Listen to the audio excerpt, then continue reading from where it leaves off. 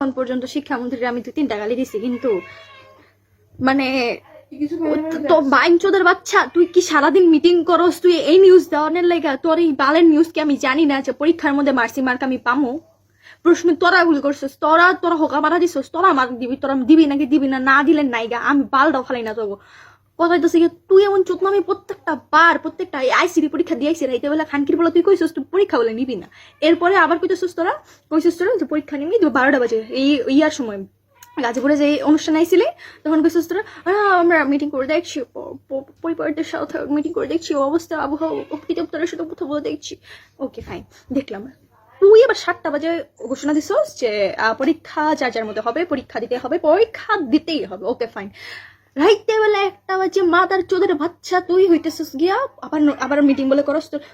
তোর তুই তো মিটিং তোর হেডার ভিতরে বলে রাখ, তুই এক কথায় কইতে থাক, কয়ে রাখ পোলাপাইন যে আমরা মিটিং চুদি না, তোমরা ভাই পরীক্ষা দিতে হবে এন্ড পরীক্ষা দেওয়ার পরে হচ্ছে তোমাদের রেজাল্ট যখন দিব তখন হচ্ছে বিগত সরকারের আমলে শিক্ষার্থীদের পড়াশোনার অবস্থা ভালো ছিল না দেখে আমাদের শিক্ষার্থীদের পরীক্ষা খারাপ হয়েছে, হয়তো রেজাল্টই এরকম খারাপ হচ্ছে।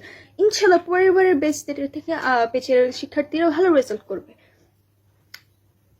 তোরে আমার তুই যদি ভাই এক বাপের জন্মের হোস না, তুই ভাই তোর লজ্জা শরম বলতে কিচ্ছু নাই, তোর নিয়ে কোনো কথা বলার কিচ্ছু নাই। তোর মাসলাম।